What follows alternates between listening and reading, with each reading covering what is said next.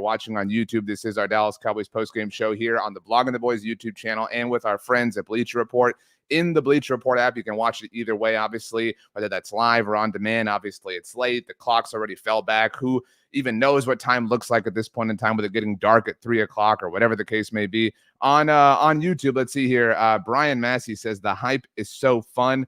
L2 K Ward Hades, I think I'm K Ward Hades. I hope I'm getting that correct. Says, yeah, but you got to understand, 2 weeks ago, the Cowboys were only the exact same level as the Raiders. Now we're better, much better. I think that's fair to say. Look, the Cowboys were a much better team on Monday night against the Raiders than they were the last time we saw them play. And that's for a number of different reasons. I think it goes without saying, the additions of Quinnen Williams, who looked fantastic. Logan Wilson deserves some props and some kudos as well. Getting DeMarvion Overshown, getting Savon Ravel, getting Malik Hooker back, like all these different things, right? Like from a just factual, objective, data, variable-based standpoint, they were literally different. But getting the bye, getting the opportunity to catch their breath, again, just talking about football here, I think went a long way, and we saw that specifically with regards to the offense. The defense looked great, and look, our perception for what great defense is has been so warped and just kind of convoluted by this season's Dallas Cowboys that you can be like a really bad defense and we'll still think you're amazing. This defense wasn't very bad on Monday night, just to be fully and totally clear, but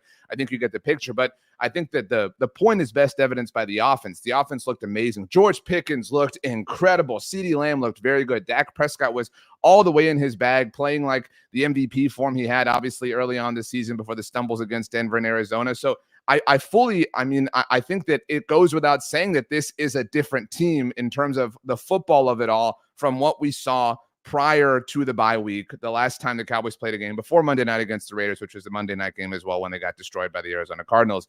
On YouTube, Andy says it looks like the trades were worth it.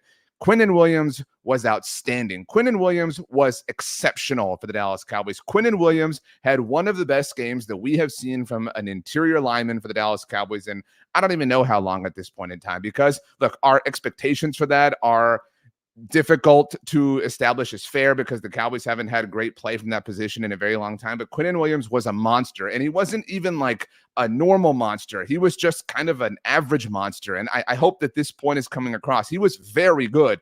It was clearly his first game with this team, right? Even though he had the bye week, obviously, to prepare and get ready and get acclimated, et cetera, et cetera. But I mean, he was such a rising tide that lifted all boats. Dare I say, he was even a rolling tide that lifted all boats. Everybody on the defensive front, it felt like ate for the Cowboys against the Raiders because of the presence of Quinnen Williams. And that is a point that we've talked about for forever as we've advocated for the Cowboys to get this interior lineman or that interior lineman. Now, I don't think any of us would have suggested the path the Cowboys took to get here, but that's water under the bridge at this point in time. We're not going to relitigate that situation. The facts of the matter are that Quinnen Williams is a Dallas Cowboy.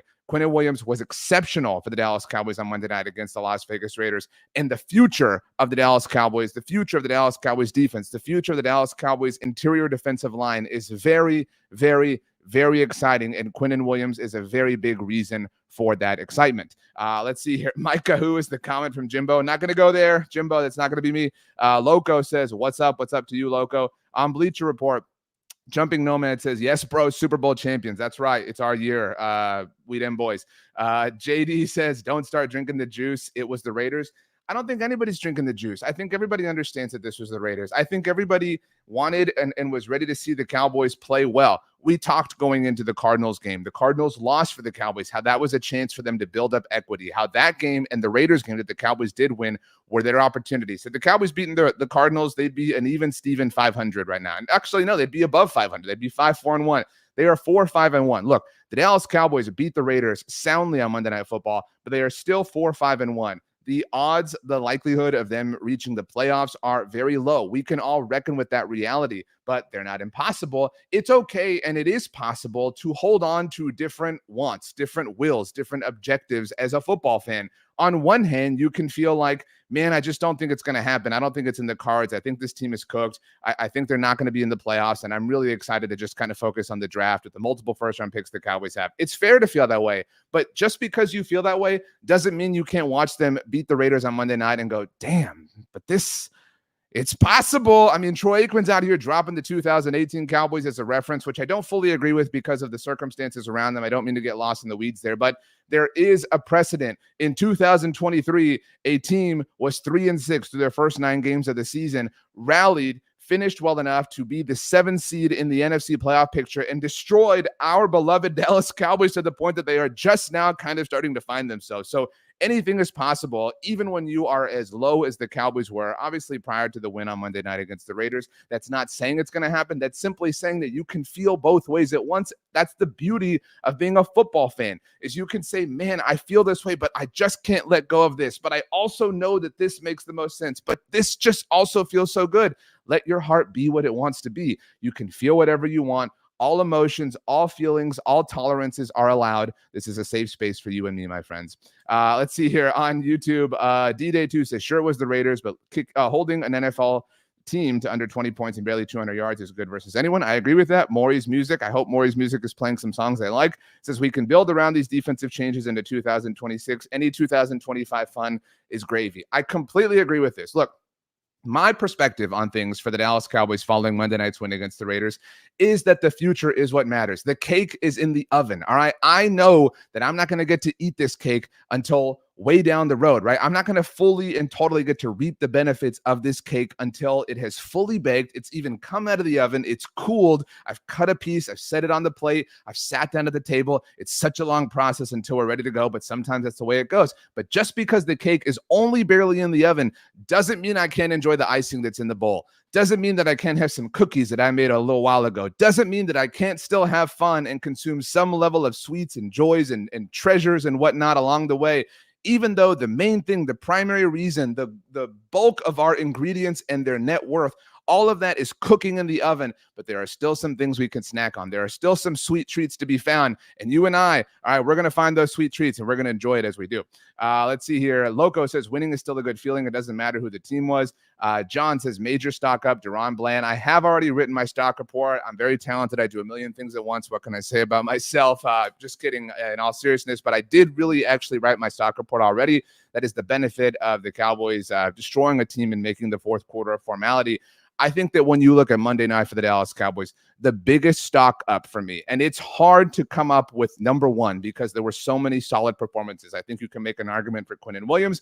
I think you can make an argument for Deron Bland really bouncing back. I think you can make an argument for Dak Prescott. My biggest stock up, my biggest winner, however you want to word it, whatever verbiage you prefer, George Pickens. This man is amazing. George Pickens is one of the best things to happen to the Dallas Cowboys, arguably since the trade for Amari Cooper 7 years ago at this point in time. The change has been that not only seismic, but catalytic. I mean, there's so much made about how the Cowboys have unlocked George Pickens. And I agree with that, obviously. I have eyes and I understand this, but I think that George has also unlocked the Cowboys. He has an ability, a quality, an emotional component to who he is as a player that just seems to fit so well with everything around him, not just the quarterback in Dak Prescott, but CeeDee Lamb, his running mate, Jake Ferguson, Javonte Williams, the offensive line. His energy, his disposition has just rippled into the team as a whole. It is infectious in the best possible way. He was phenomenal. He was unstoppable. I mean, I truly cannot.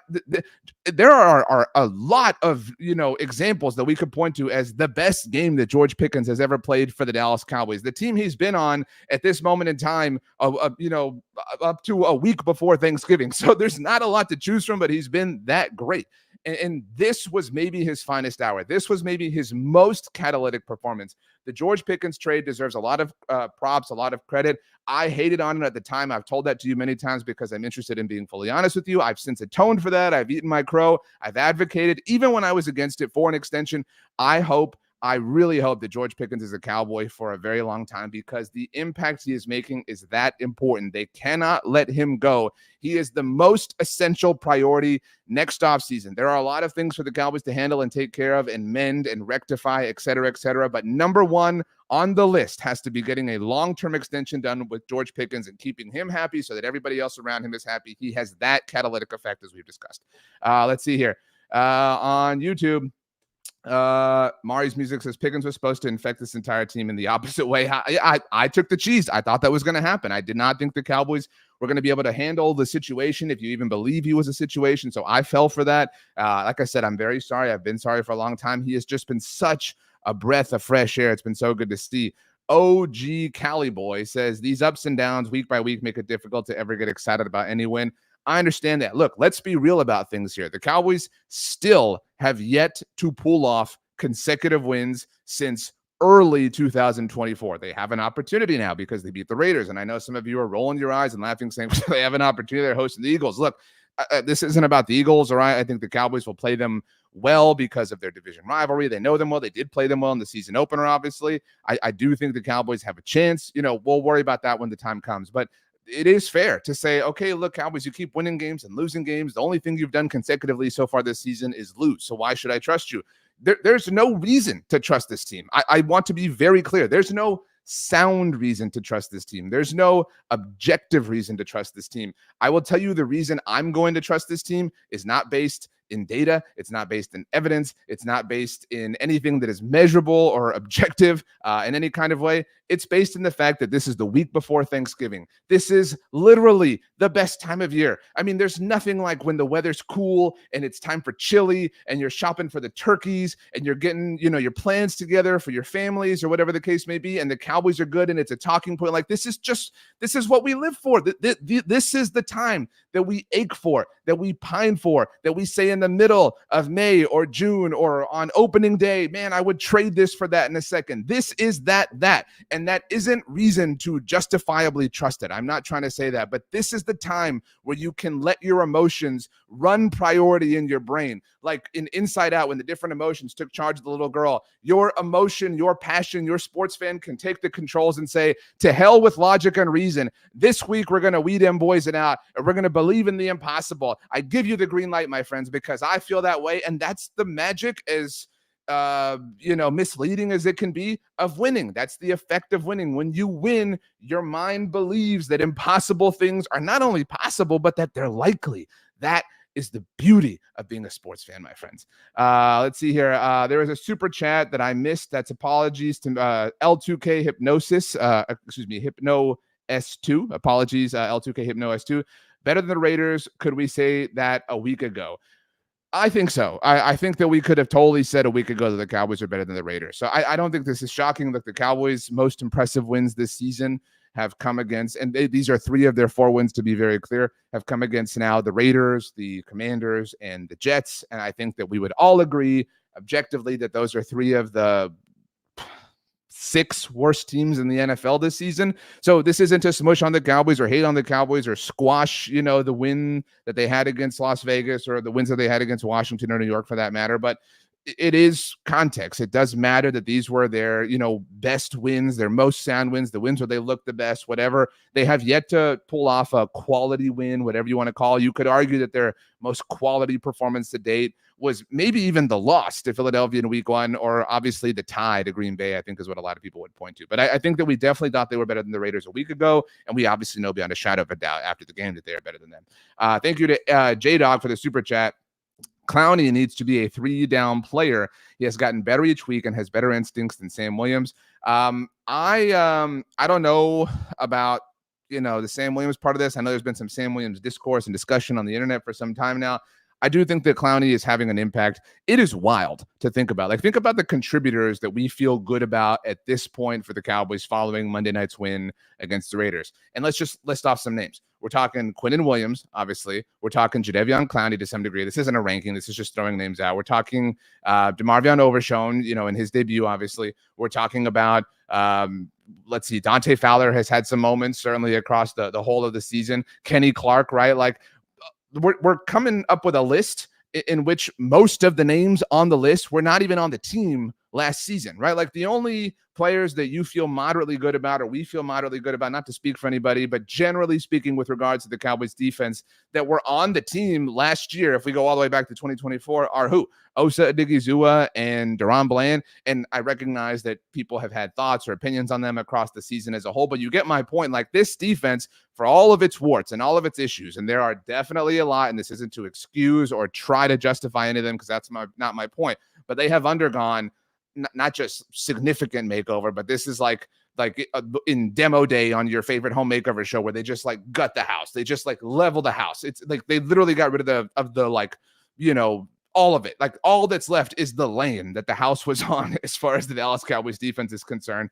And they are slowly building it up. And I think we all understand that you can't conceivably or realistically do that in the span of a season. This isn't like Extreme Makeover when they would do it in a weekend or whatever, but like it's a process. It takes time. And so is this version, Monday night's version against the Raiders of the Cowboys defense, better than it was a month ago? Absolutely. And a lot of that is because of the new players and the returning players and whatnot. Does that mean they're going to be really good or continue to get better or continue on this same trajectory? I'm not saying that. What I'm saying is that it's fair to say they have undergone an inordinate amount of change, especially a defensive coordinator, a conversation that we've had a number of times, a point that matters with regards to assessing context of the entire situation. But this has been a lot for one group to experience together, and obviously that has taken its toll and showed up in a number of different ways. A different super chat, thank you to Hunter, says, I saw your tweet criticizing the benching. How can we expect real tangible culture change if the coaches input values over meaningless games? Let's talk about this. I appreciate this.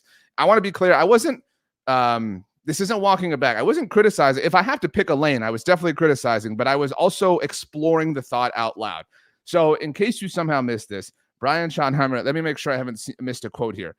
So Brian Schottenheimer did address this in the aftermath. Brian Schottenheimer, this is a tweet from Bobby Belt of 105.3 The Fan, one of my good friends, said, Brian Schottenheimer on Lamb and Pickens not starting. This is Shotty's quote, made a coach's decision.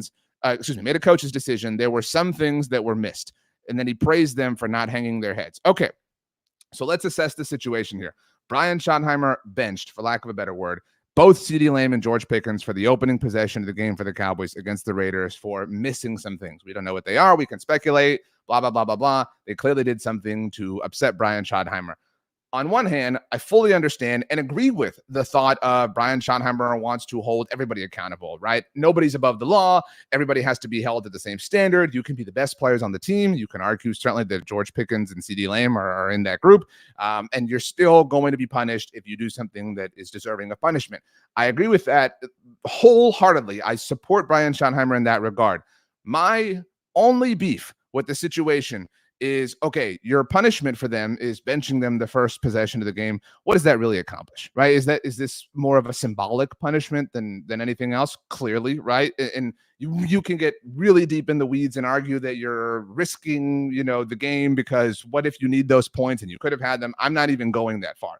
My point is, this was not a story at all. This was not something that the world was aware of on any level, that CeeDee Lamb and George Pickens had missed some things. And Brian Schottenheimer, in making this a thing, made it a thing. It was nothing to the whole world, but now it's something to the world because of the way that Brian Schottenheimer chose to handle it. And look, the results certainly speak to Brian Schottenheimer's decision being a sound judgment, because both Lamb and Pickens were extraordinary against the Raiders. Now, was that because they were benched to start the game? I'm not going to get into those weeds either, but I certainly can argue with the results. My only point, my only pushback to that is the punishment was very light in terms of the actual, price they had to pay, again, for lack of a better term here.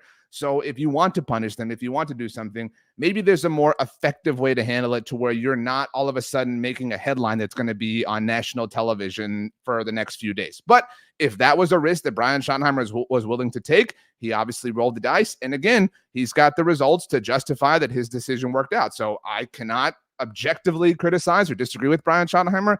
It was a situation that was kind of wild to start the game. But again, he's the one who has the win in his hand after the game. And so history is written by the winner. So good for you, Brian Schottenheimer. The pen is in your hand. Let's see here. Let's see y'all's thoughts on this. Let's see here. Jimbo says, I'm in the minority on this one. I'm okay with that. Look, we're not all going to agree on everything. That's part of what is awesome about all of this, right? Like, again, the results really, really, really, really justify the process here. And I agree with Tommy on YouTube, says, name the last time a Cowboys coach did something like this. It takes some, and then an emoji of what squirrels like to find. And so, look, again, I applaud him in that effort, right? I thought that it was a bit bold and a bit risky, and I don't think that you can disagree with that, even if you like the decision, but maybe that's why you like the decision, right? The boldness and the risk behind it are literally factors in why you like the decision, if you're someone who supports it, obviously. And look, you can certainly argue, we can get deep. There are a lot of weeds we can get deep into if that isn't obvious at this point of the conversation. But we can argue about how the Cowboys have had a culture issue and are more concerned about brands and more concerned about, fame and notoriety and whatever the case may be. And you can argue, certainly very fairly, that Brian Schottenheimer said, enough is enough. I don't care if it does draw some sort of headline on national television for the next few days. I'm going to make an effort to change that. That may be the thought, in mind here. And look, honestly, the most impressive thing about Brian Schottenheimer benching CeeDee Lamb and George Pickens to me, and I mean this truly and totally and fairly and completely, honestly, not in any weird way, but the most impressive thing to me is that this didn't get out. Like, this is the Dallas Cowboys. I cover this team for a living and can tell you that there are more things that come out about this team than I have the manpower to ultimately cover on the internet, right? And so the fact that this did not get out in any capacity, the fact that there was not any kind of report in the lead up to Monday night's game that's, oh man, CeeDee Lamb and George Pickens did something to piss off the Cowboys, that there was none of that. That the first inkling we got of this as a world was that they were not on the field for the first possession of the game. And that even after the game, Brian Schottenheimer stood on business and refused to say what it was. All he did was toe the same line. Yeah, they did something, and I made a coach's decision. Good for you, dude. And I mean that with my full and total respect. If I had a hat, I would take it off and I would give it to Brian Schottenheimer, because the fact that that is the real culture changer for the Cowboys. You have to start somewhere. I recognize that. There's no step 2 or 3 or infinity without step 1. And you can make an argument that Brian Schottenheimer saying, I'm going to do this, and we're not going to talk about it at all. Nobody's going to find out about it. It's simply going to be something that lives and flows within our locker room as a football team. That was step 1 towards creating a new culture. So he deserves a lot of credit for that. I completely agree with that line of thought.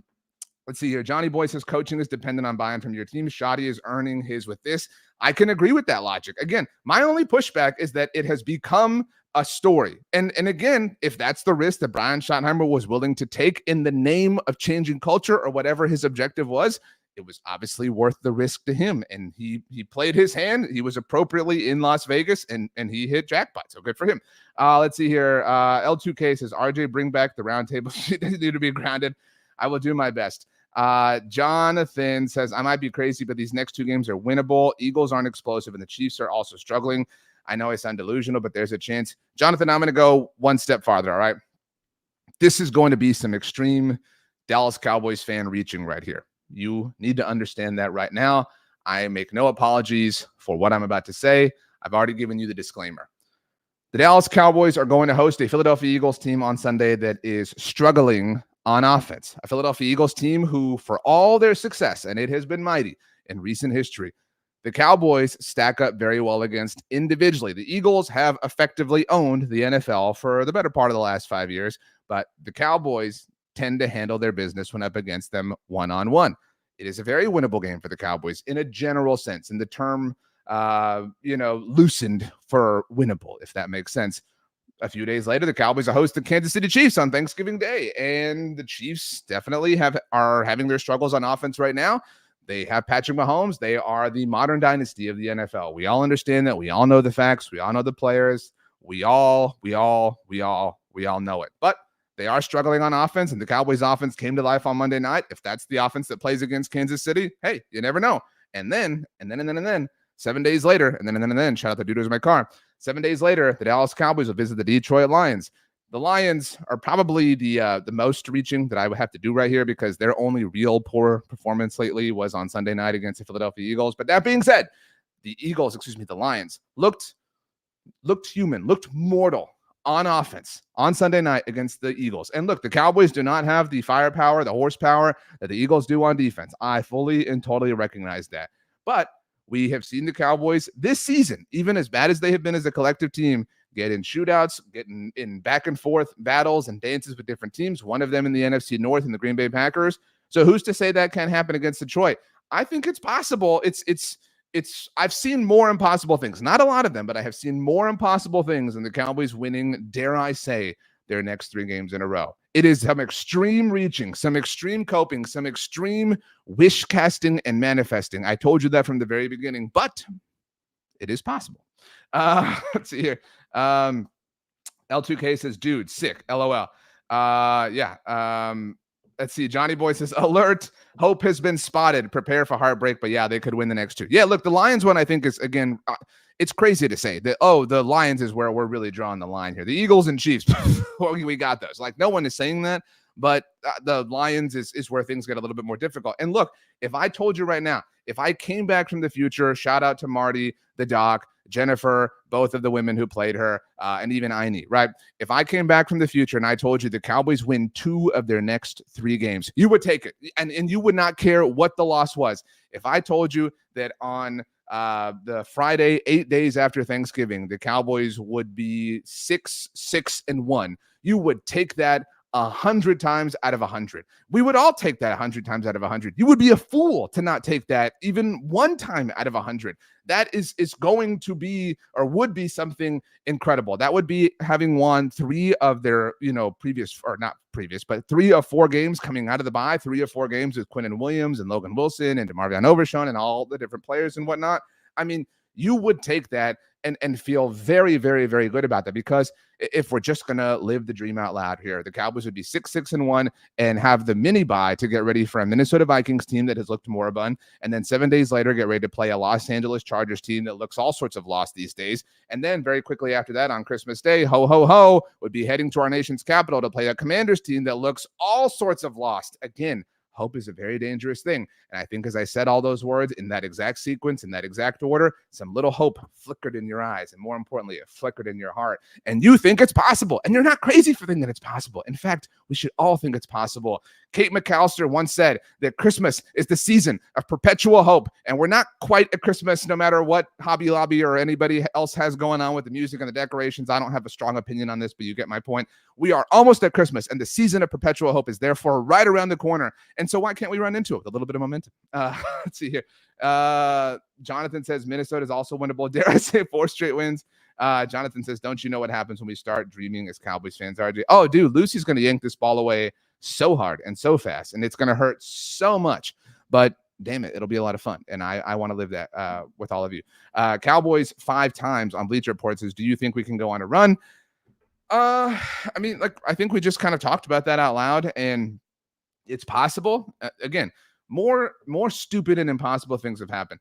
I will be straight up and say, I don't think there's any way. I have some hope for this season for the Cowboys. I have a lot of hope for the future for the Cowboys, but I have some hope for this season in a measured, slightly beyond reasonable, way, the way I think is appropriate for a fan. But that being said, even in my reachingness, moments, there's no way the Cowboys are winning the NFC East. It's simply not mathematically, probable at this point. It is mathematically overwhelming that the Eagles are going to win the NFC East. That's okay. They can have it. I really don't care. If the Cowboys were the 3rd wild card in the NFC, we would party. I mean, we would sing songs. We would dance all throughout the streets. We would have an amazing time if the Cowboys were up. Hell, if the Cowboys weren't even a playoff team, but if all 17 games had mathematical relevance for them as far as playoffs are concerned, that would feel like a win given the hole that they dug for themselves. That isn't to say, oh man, the bar used to be so high. It used to be all about championships, and now you're talking about not even being a playoff team and that being worth it. No, nobody's being dumb. So you don't have to be dumb in response to that.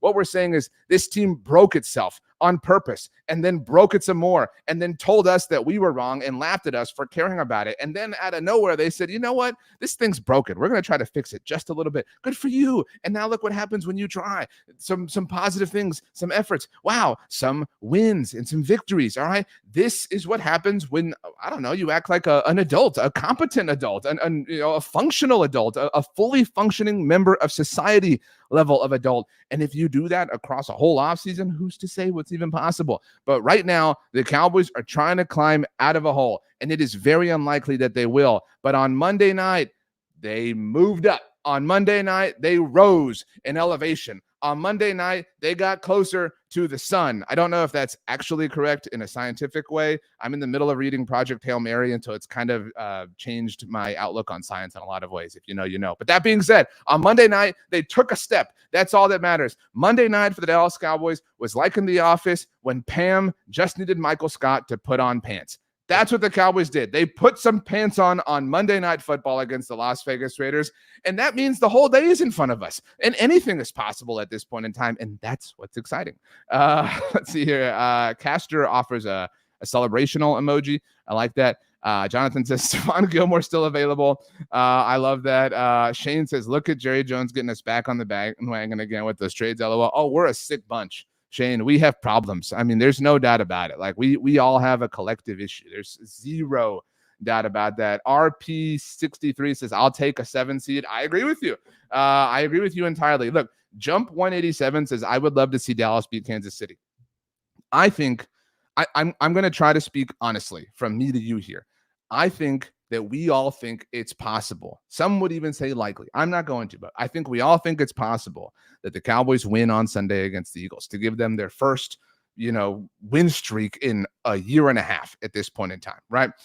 And if they do, all right, we've been around long enough to know this. If the Cowboys get to 500 with a 5-5-1 record, next week at Thanksgiving will be awesome. I don't know where you're going for Thanksgiving. I don't know how you're celebrating. I hope and pray that many blessings fall upon you, your family, your friends, your circle, your coworkers. I pray blessings over all of you for the rest of 2025, 2026, and beyond. But however you are spending Thanksgiving week, it will be a ride. If the Dallas Cowboys have won 2 games in a row, it will be awesome. It will be euphoria. It will be El Dorado. And look, again, that's just for winning 2 consecutive games here, people. But if they march into Thanksgiving week, Patrick Mahomes' first game ever as a starter at AT&T Stadium, the homecoming nature of it all, obviously a Texas guy and all this sort of stuff. If they get to that point, and look, if they win that game, holy crap. I mean, we have seen our fan base reach some wild places. It will be exponential and it will be beautiful. And we all want it to happen. So let's hope that that's the case. Jonathan says we live for the delusion. That's exactly it. We love the delusion. That's what we're here for, baby. Jonathan says, what a feeling it would be if they beat the 2 teams that made the Super Bowl last year. What a great way to put it. That's a great way. Little Buddy says 1 game at a time, play every week is a meaningful game. That's all that we can ask for. I love that thought process.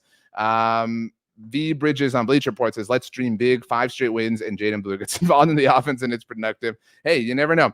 I do feel obligated to say, and this is so difficult to talk about, but the Cowboys obviously played a football game on Monday night, and it was their first time doing so since the tragic death of Marshawn Kneeland. I don't have words. I don't have appropriate things to say. This is still just a very difficult thing to process. But I do think that it should be said that the Cowboys very clearly played on Monday night with some broken hearts and some difficult emotions. And so they won the game, and that is obviously cool. And we obviously care about that, and we obviously want them to win. And there's no doubt about that. But I think the fact that they went to work, what is obviously work for them, it deserves a lot of credit. It's just an impossible thing to handle, and there's no right or wrong way to do it. But it's really admirable the way the Cowboys have done their best to navigate a really just a tragedy. And so I commend Brian Schottenheimer and Cowboys leadership for how they went about this and doing what they can to help one another, lean on one another, take care of each other. And so in that respect, I hope all of you are able to take care of those in your lives and those who are around you. I certainly, again, I said it a moment ago, but I hope and pray the best for each and every one of you. I'm grateful that you give me some of your time. And so we love this football team and we care about this football team. And I'm so grateful that you give me some of your time to share that care and share that energy, share that passion, share something that is a common denominator for all of us. And we want them to win their football games. And that goes without saying. And we can get really passionate and we can disagree and whatnot, but life trumps all. And so this was a really strange game to say the least for the Cowboys, and I'm just really impressed with how they handled it. Again, the victory aside, it's there are no words for what the Cowboys just did and what they did as human beings, what they did, in terms of having lost their friend. And so I love you all, and I'm very grateful. We are approaching the holiday season, and it is just it's a very special time in a lot of ways. And so my son is turning 4 years old a week from today, actually. And so when you have a kid, it just really changes your perspective on a lot of things. People say that, and I have found it to be true. And so I've been doing this for a long time. And it's just never lost on me that anybody wants to hang out with me and talk about the Cowboys and finds what I have to say to be worthy of their time. And so I'm thankful for you all as we get ready for Thanksgiving, certainly, and thankful for this time of year. I so badly, want the Cowboys to be great and to enjoy this time of year, because it amplifies the time of year. Again, it amplifies Thanksgiving and Christmas. And I know that's silly, and we all know it's silly because it's just a game and it's football, whatever, but it's part of our lives and it's part of what we enjoy. It's a complicated thing to explain out loud to people. And I think the reason I love doing this so much is I don't have to explain it to any of you.